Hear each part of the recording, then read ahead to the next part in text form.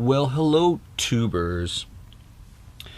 I've had quite a few comments in the last few months, and even recently, of people that swear they know me from media, whether it's local media here somewhere in the West Coast or in Western Canada.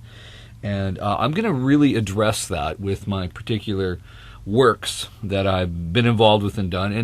And I'm guaranteed that you don't know me, but there is a small snowball's chance in hell that you, somewhere in this vast universe of media, you have seen something that I have done, however insignificant it may be, because I'm not really a kind of a media guy, but I like to create content. So let's call it what it is. I'm a content creator, even though I've got a radio voice that can sometimes sound like it's currently 35 minutes past the hour here, downtown Vancouver, coming to you from Widescreen 1 YouTube channel, where it's currently 6 degrees.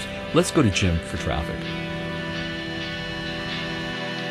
Take me away from the crying of a sinking nation, from the endless knowing situation here today.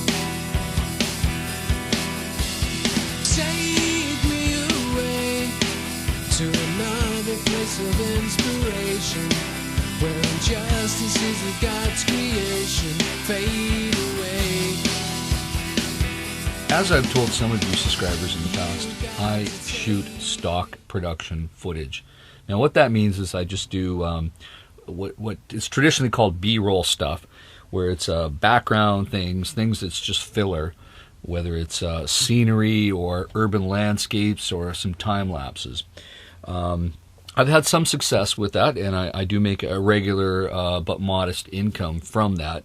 And some of my images have been sold and resold many times. Like, for example, this plane landing at Vancouver International Airport has been licensed all around the world at least 100 times to be used in documentaries, films, corporate videos, personal video projects. I don't even know where it's all wound up, because it's been licensed a fair bit.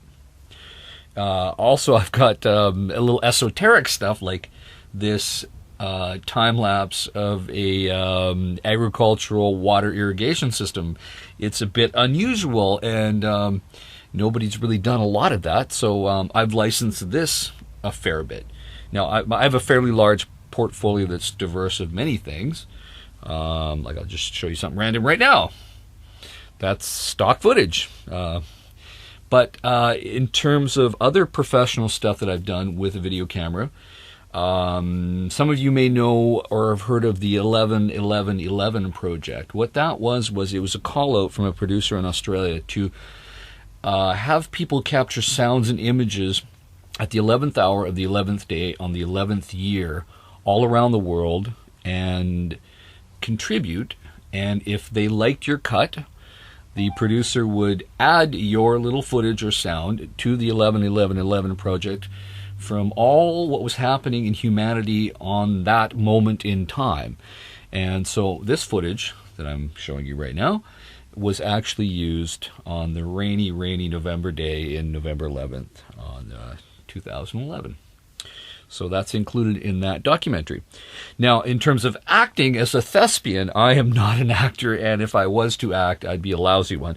But I did play a police officer in the movie Seeking Fear, which was shot here in British Columbia, starring Lisa Ray, which for you film fans, you probably know Lisa Ray from Bollywood Hollywood and the film Water. You guys can Google Lisa Ray and all that stuff. But yeah, I hung out with Lisa Ray. You know, I didn't really say much to her, if at all, but hanging out on the set, and I played an extra with 0 lines as a cop in the precinct office, just talking a little flirty stuff with one of the sergeant's secretaries. I had 2 scenes. The rest of the time I hung out at the catering truck, and they paid me. I've actually never even seen the movie at all, and I know many other people, even somebody with a speaking role in that film, personally, but never seen the movie, so maybe one day I'm going to get around to it. Also, Pink Floyd, the band, has licensed, I remember seeing some of my footage where they licensed it, and they put the flying pig over Vancouver's Lionsgate Bridge. Now, what you're seeing right now is my rendering of that. I didn't want to steal what they had done to it because I gave them a license to use it, but I'm giving you an idea of what they did.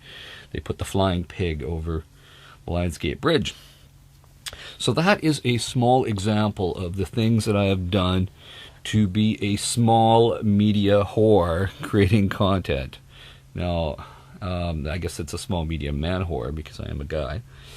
And you too, on the road of life, could use your high-definition camera with your tripod and a little bit of editing skill to make a few extra dinero as you are doing the thing you do while you travel around in your RV, or even if you're not an RVer. Because there's a lot of very, very skilled people. And I would never say that my skill set is at a high level. I just, I try and I keep trying and I keep trying. And I've even licensed junk footage, which I never thought would sell.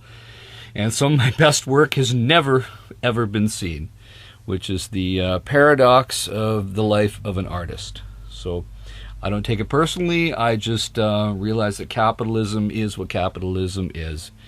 And that's the way the ball bounces. But you can make a few bucks, and it sure is fun. And, oh yeah, I forgot one last thing. The latest thing that I discovered was being used in media is a time-lapse of traffic in Vancouver for the local radio station, which is AM 730 here in Vancouver. You guys that have, Vancouver cable TV watchers, the all-traffic station, AM 730, has used this clip in their commercial to promote their radio station, which is the latest cool thing. Ironically, I have no idea where my work goes because it's sold through brokers. And unless I find it or somebody tells me, including some content that I've actually done editorial-wise about the $1 million crack shack mansions in Vancouver. You can just even Google that and you'll find a video by me. And CBC Radio, which is our national broadcaster, Canadian Broadcasting Corporation, has done some of my stuff and stolen the audio out of it for editorial use. Because I remember one time one of my best friends called me and said, "Hey, you're on CBC Radio." And I go, "Really? I don't recall doing an interview." And they grabbed my content about the $1 million crack shacks of Vancouver, because the average home in Vancouver is worth over $1 million. And there are a lot of dumpy properties that are teardowns worth in excess of $1 million, which makes people go crazy, because Vancouver is just one of those kinds of places where you got to make a lot of money just to be a loser. And that's why I live in an RV, folks. So in the meantime, stay safe, keep your camera lens clean, and I'll catch you next week, folks.